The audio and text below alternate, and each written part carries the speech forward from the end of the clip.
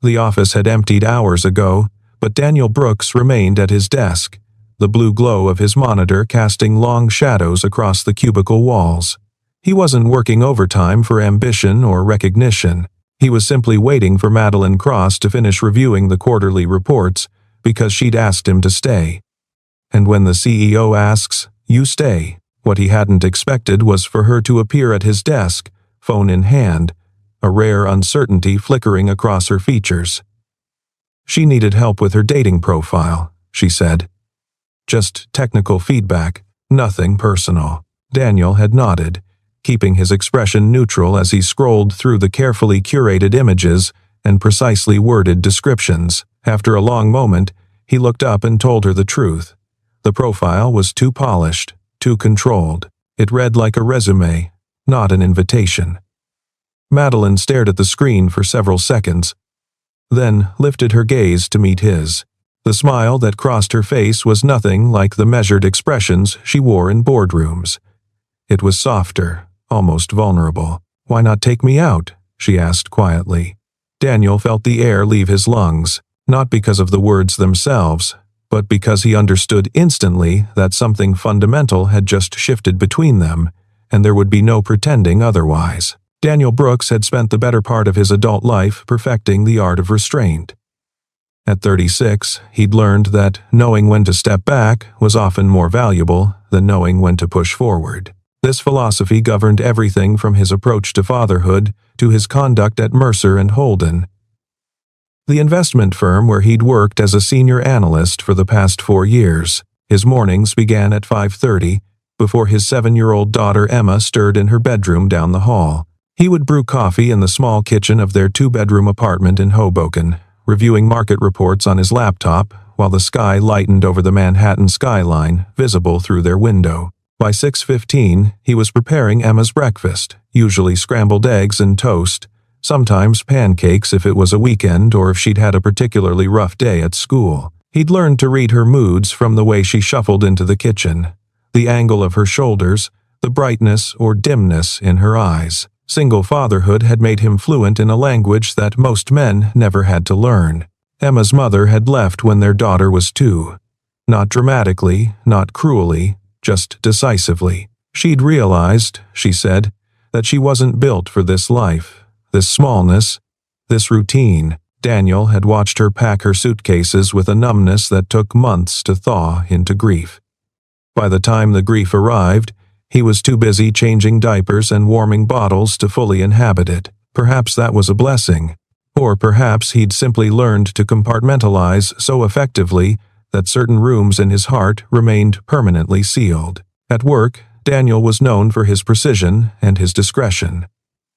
He spoke in meetings only when he had something worth saying. He never lingered at office happy hours, always citing Emma's bedtime as his reason for leaving early. His colleagues respected him without really knowing him, which suited Daniel perfectly.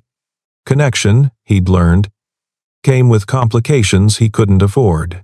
Madeline Cross existed in an entirely different stratosphere. At 41, she'd built Mercer and Holden from a struggling boutique firm into a financial powerhouse with offices in New York, London, and Singapore. Magazine profiles described her as brilliant and ruthless, a combination that seemed to fascinate and terrify the business world in equal measure. What they rarely mentioned was the loneliness that accompanied such singular focus. Daniel had observed her over his years at the firm, not with romantic interest, he would have insisted, but with the careful attention of someone who understood that survival often depended on reading the room correctly. He noticed that she stayed later than anyone else, that her corner office light was always the last to go dark. He noticed that men who tried to charm her invariably retreated within weeks, and that she attended industry galas alone, despite being one of the most sought-after names on invitation lists. She was, he realized, surrounded by people who wanted something from her, whether access, influence, or the prestige of association. What she lacked was someone who saw her as simply a person, complicated and uncertain and searching, just like everyone else. Their interactions had been minimal before that evening. Quarterly reviews, occasional strategy sessions, The polite exchanges of two people who orbited the same professional space without truly intersecting. But Daniel had noticed something in those brief encounters, a quality in her attention when she listened to him speak. She didn't just hear his words, she seemed to weigh them, to consider them with genuine interest. It was subtle enough that he might have imagined it, yet something in him recognized it anyway. When she appeared at his desk that night with her phone extended, Daniel understood that she was showing him something she rarely let anyone see. The woman behind the title, uncertain and searching and tired of performing strength. He could have deflected with a joke. He could have offered empty reassurance. Instead, he told her the truth, because he suspected she hadn't heard it in a very long time. What Daniel hadn't anticipated was the invitation that followed. Nor had he anticipated the sudden, unmistakable certainty that he was standing at a threshold he'd spent years carefully avoiding. The dating profile glowed on the phone screen between them, and Daniel found himself studying it with the same analytical precision he applied to market trends. 3 photographs. Madeline in a tailored blazer at some industry event. Madeline on what appeared to be a yacht in the Mediterranean. Madeline standing before the floor-to-ceiling windows of her corner office with the Manhattan skyline sprawling behind her. Every image projected success, power, unassailability. Every image, Daniel realized, was designed to intimidate. He scrolled to the biography section. The language was equally formidable. Seeking intellectual equal with global perspective. Must appreciate fine dining, cultural institutions, and stimulating discourse. There was a list of requirements that read more like job qualifications than dating preferences. Advanced degree preferred, international travel experience, familiarity with contemporary art and classical music. You wrote this to filter people out, Daniel said finally, his voice quiet in the empty office. Not to invite them in. Madeline's expression flickered, a brief crack in the composed facade she wore like armor. Efficiency matters in dating as much as business. Why waste time on incompatible candidates? Daniel set the phone down on his desk. You're not hiring a vice president. You're looking for a partner. Is there a meaningful difference? The question landed with more weight than she'd probably intended. Daniel considered his response carefully. When I interview candidates, I'm evaluating their qualifications against predetermined criteria. When I was dating, before I wasn't, I was looking for something I couldn't quantify. Chemistry, comfort. The sense that someone saw me, not my resume. Madeline was silent for a long moment. The hum of the building's ventilation system seemed suddenly loud in the stillness. Men are intimidated by me, she said finally. They approach with confidence, learn who I am, and retreat.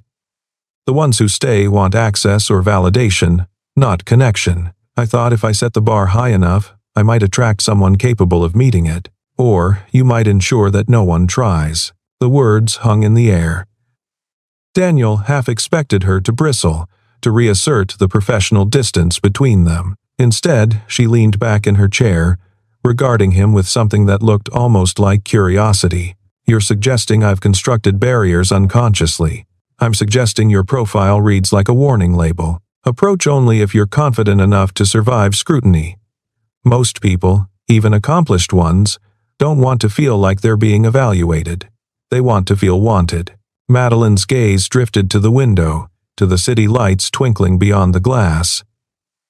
And what would you suggest instead? Write it like you're a person, not a position. Mention the things you love, not the credentials you require. Let someone imagine sitting across from you at breakfast, not negotiating a merger. The silence that followed was different, charged with something Daniel couldn't quite name. When Madeline spoke again, her voice was lower, almost uncertain. Would you help me rewrite it? Not as an employee, just as someone who clearly sees things I've missed. Daniel knew he should decline. Every instinct honed by years of careful boundary maintenance screamed at him to retreat to the safety of professional distance. But something in her question, something vulnerable and genuine, made refusal feel like cowardice. All right, he said, but we do it honestly. No curated perfection, just who you actually are. For the first time since he'd known her, Madeline Cross looked genuinely surprised. And beneath the surprise, something that might have been hope. They began that night, sitting side by side at Daniel's desk, the glow of his monitor casting soft light across their faces. Madeline had pulled a chair over, close enough that he could smell her perfume, something subtle and expensive that he couldn't identify. He tried not to think about that. "Tell me about your mornings," Daniel said. "Not the ones where you're running a company, the ones where you're just existing." Madeline frowned slightly. "Most of my mornings involve running a company. Before that. Before the emails and the calls. What's the first thing you do when you wake up?" She was quiet for a moment, and Daniel watched something shift in her expression, a softening around the eyes that he'd never seen in boardroom settings. "I make tea," she said finally. "Earl Grey, very strong, with a little honey. I stand at my kitchen window and watch the sunrise over the park. Those 5 minutes before the world starts demanding things from me, they're the only peace I have most days," Daniel typed. "Mornings start with strong tea and stolen moments of silence." "What else?" I read. "Not business books, novels, old ones, mostly. Edith Wharton, Henry James. I know it's cliché for someone in my position to gravitate toward stories about society and status, but I find comfort in language that doesn't rush," he added. "Find solace in old novels and unhurried prose." "What about dinner?" he asked. "What's your ideal evening?" Madeline laughed softly, a sound he realized he'd never heard before. "You'll think it's ridiculous. Try me. I like to cook. Simple things. Pasta, mostly. I put on music, something quiet, and I take my time chopping vegetables. There's something meditative about it. The rhythm of the knife, the smell of garlic and olive oil." She paused. "I've never told anyone that. It seems so ordinary, so beneath what people expect of me." "Ordinary isn't beneath anything," Daniel said. "It's what makes someone real." He typed, "Happiest with homemade pasta and music playing low." As the evening wore on, they uncovered other details. Madeline loved thunderstorms but hated cold weather. She'd wanted to be a writer when she was young, before pragmatism and family pressure redirected her toward business school. She found small talk exhausting but could discuss philosophy or literature for hours. She was terrified of vulnerability, of showing anyone the soft underbelly beneath her armored exterior. And Daniel, listening to her revelations, felt something dangerous stirring in his chest. Not attraction, exactly, though that was certainly present. Something more unsettling. Recognition. The sense that beneath all her achievements and his careful boundaries, they understood something fundamental about each other's loneliness. By the time they finished, the profile read like a completely different person. Gone were the demands and qualifications. In their place was a portrait of a woman who loved quiet mornings and old books, who cooked pasta when she needed to think, who was searching not for a partner who could match her accomplishments, but for someone who could sit with her in silence without needing to fill it. Madeline read it 3 times, her expression unreadable. "This doesn't sound like a CEO," she said finally. "That's rather the point. It sounds vulnerable, exposed, like I'm inviting strangers to see the parts I've spent decades protecting. You asked for honesty. This is honest." She set the phone down slowly, and when she looked at him, her eyes held something he couldn't quite identify. Fear, perhaps, or hope. Or some complicated mixture of both. "You see me differently than anyone else," she said quietly. "I'm not sure if that's terrifying or wonderful." Daniel should have reminded her that he was just an employee offering feedback. He should have wished her luck with her dating prospects and returned to his work. Instead, he held her gaze and spoke the truth. "It's probably both." The new profile went live the following morning. By afternoon, Madeline had received more genuine responses than she'd gotten in the previous 3 months combined. Men wrote paragraphs about their own love of quiet mornings. Women, responding to her selection for both genders, shared their favorite novels and asked about her pasta recipes. The wall she'd carefully constructed had been replaced by a window, and strangers were peering through it with genuine interest. Daniel knew this because she told him. She appeared at his desk during lunch, phone in hand, scrolling through the messages with an expression caught somewhere between amazement and terror. "This is overwhelming," she said. "They're all so sincere. I don't know how to respond to sincerity. You could start by being sincere back." She looked at him then, and something in her expression made his chest tighten. "You make it sound simple. It's not. But that's never stopped you before." Over the following days, Daniel watched from a careful distance as Madeline navigated this unfamiliar territory. She replied to messages, arranged coffee meetings, even went on what she described, with characteristic understatement, as preliminary encounters. He tried not to think about her sitting across from strangers in upscale cafes, offering them the vulnerability she'd revealed to him. It wasn't his place to think about it. He was an employee who'd helped with a personal project, nothing more. Whatever connection they'd formed that night was circumstantial, born of late hours and unusual intimacy. It would fade, except it didn't. Madeline began finding reasons to speak with him. Questions about quarterly reports that didn't really require his input. Requests for his opinion on matters far outside his job description. She'd linger at his desk after delivering these pretexts, and their conversations would drift into personal territory. She told him about the dates she was going on, how the men were perfectly nice, perfectly appropriate, and perfectly wrong, how she kept comparing their conversations to the one she'd had with him that night. "They say the right things," she said one evening, perched on the edge of his desk while the office emptied around them. "They're successful, articulate, attractive, but talking to them feels like reciting lines from a script. There's no spontaneity, no friction. Friction isn't always comfortable." "No," she agreed. "But it's honest. And I've discovered, rather inconveniently, that I've developed a taste for honesty." The implication hung between them, unspoken but unmistakable. Daniel felt his careful boundaries straining under the weight of something he'd spent years refusing to acknowledge. "Madeline," he began, but she raised a hand. "I know the complications. Believe me, I've cataloged them extensively. You work for me. There's an inherent power imbalance. Any relationship would invite scrutiny and speculation." She paused, her gaze steady on his face. "But I've spent my whole life avoiding complications, and where has it gotten me? Alone at 41, asking an employee to help me seem more human on a dating app. You are human. That was never the problem. Then what is?" Daniel was quiet for a long moment. Outside the windows, the city sparkled with indifferent light. When he spoke, his voice was low. "I have a daughter. She's the center of my life. Everything I do is filtered through what it means for her. I can't afford to make decisions that might destabilize our world, and I represent destabilization. You represent unknown variables, possibilities that could go wrong in ways I can't predict." Madeline nodded slowly, and he saw something shift in her expression.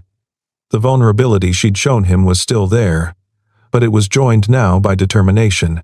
"Then, let me be specific," she said. "Not as your employer. Just as a woman who hasn't been able to stop thinking about you since that night." She met his eyes. "Would you take me to dinner?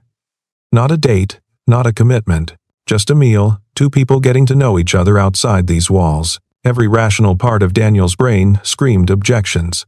But beneath the caution, beneath the carefully constructed defenses, something stirred that he'd almost forgotten existed. "One dinner," he said finally. "And we see where it goes."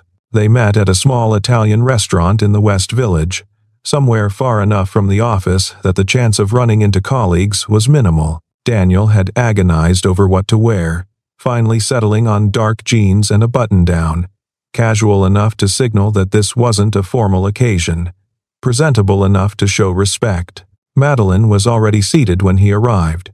She'd abandoned her usual power suits for a simple blue dress that softened her edges. Without the armor of professional attire, she looked younger, more approachable, almost uncertain. "I wasn't sure you'd come," she admitted as he sat down. "I wasn't either." They ordered wine and appetizers. The conversation began hesitantly. both of them navigating the strange territory between professional acquaintance and something more personal. But as the evening progressed, the awkwardness melted. Daniel found himself telling her about Emma, about the small rituals of their life together, about the guilt that still crept up on him when he couldn't provide her with a mother's presence. "Do you blame her?" Madeline asked quietly. "Emma's mother?" Daniel considered the question. "I used to. Now I think she did us a favor, leaving when she did. Better to have one fully present parent than two who are half absent." He paused. "I worry sometimes that I've used her departure as an excuse, a reason to avoid getting close to anyone again. Protection masquerading as principle, something like that." Madeline nodded slowly. "I understand that more than you know. My entire career has been built on convincing myself that achievement could substitute for connection, that if I climbed high enough, I wouldn't notice how alone I was at the top." The vulnerability in her voice made something shift in Daniel's chest.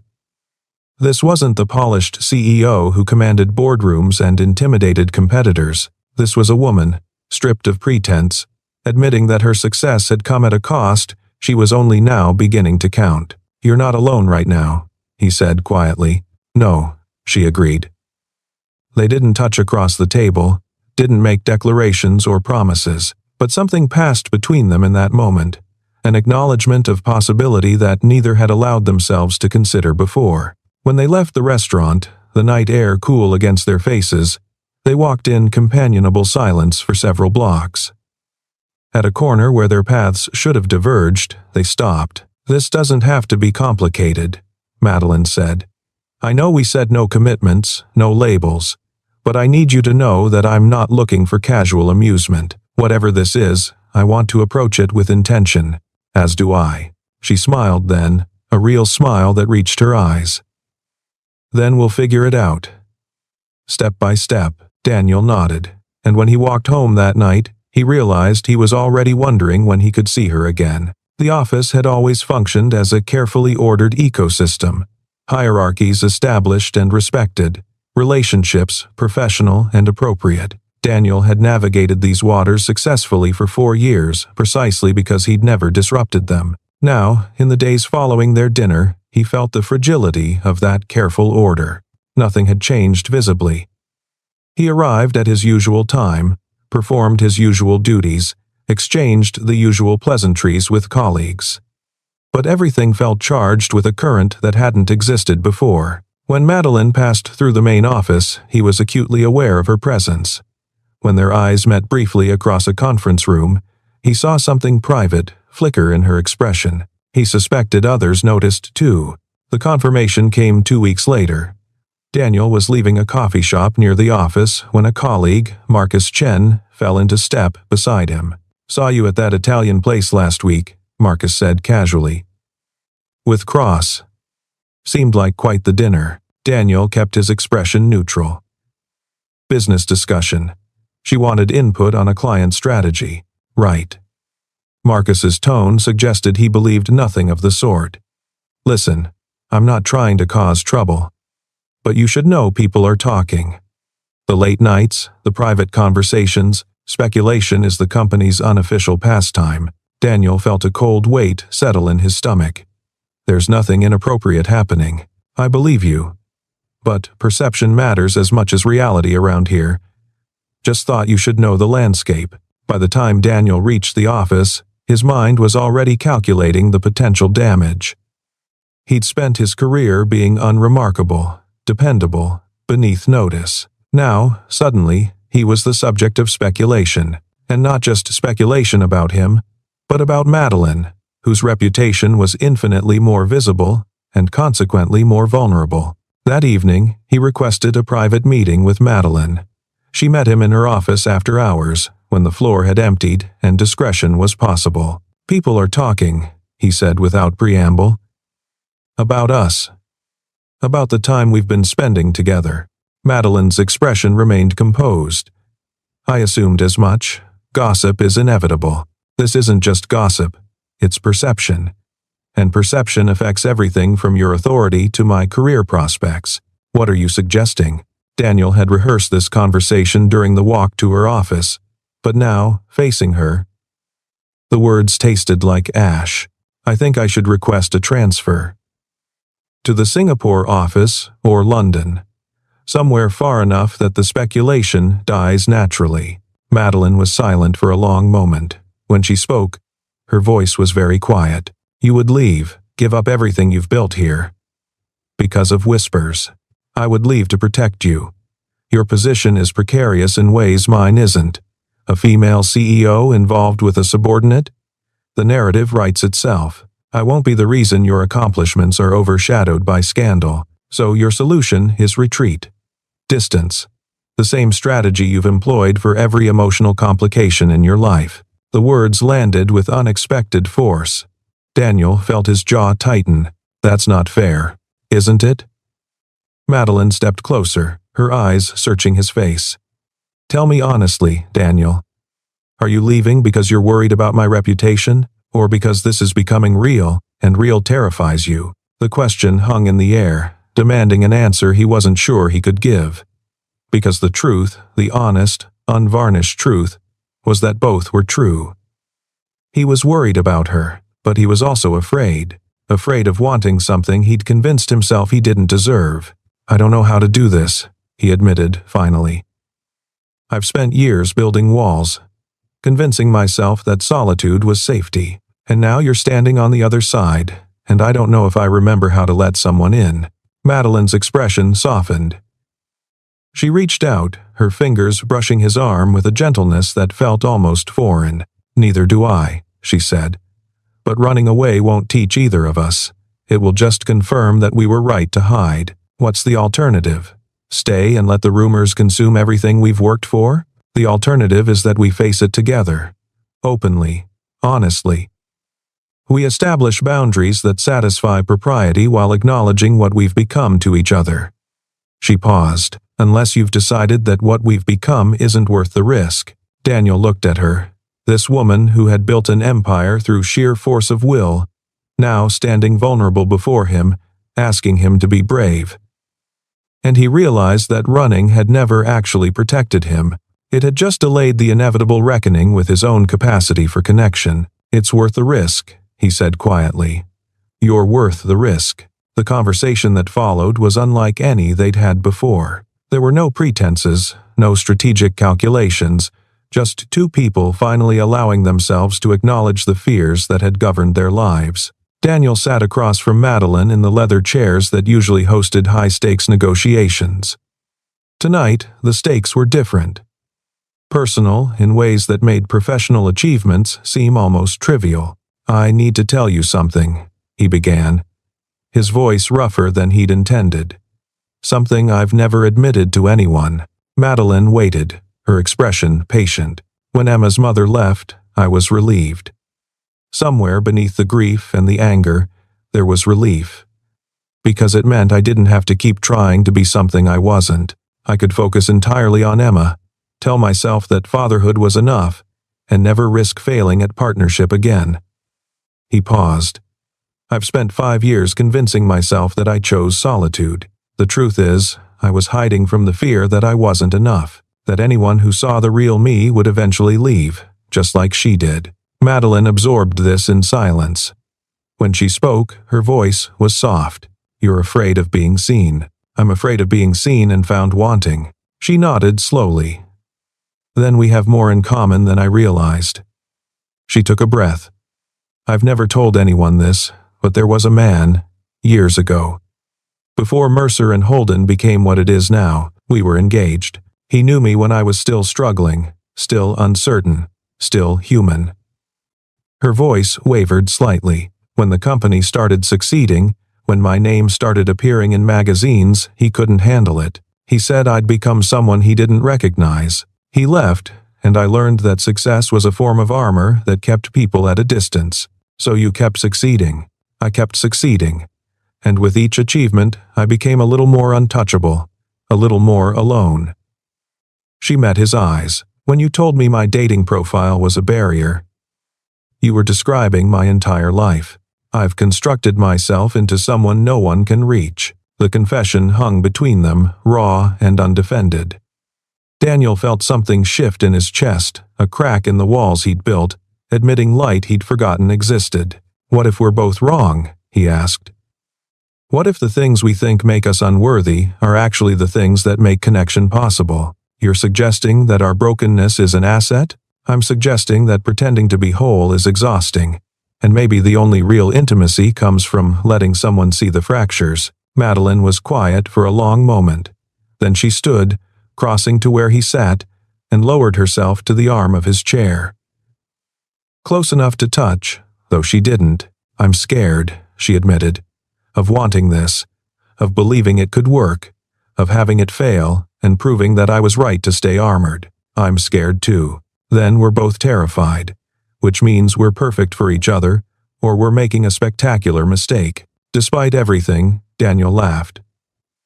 The sound surprised him, loose and genuine, a release of tension he hadn't realized he was holding. Spectacular mistakes are underrated, he said.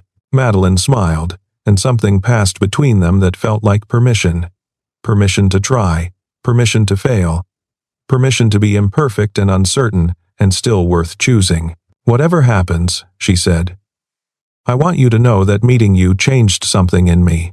You showed me that vulnerability isn't weakness, that being known might actually be worth the risk of being hurt, and you showed me that hiding isn't protection.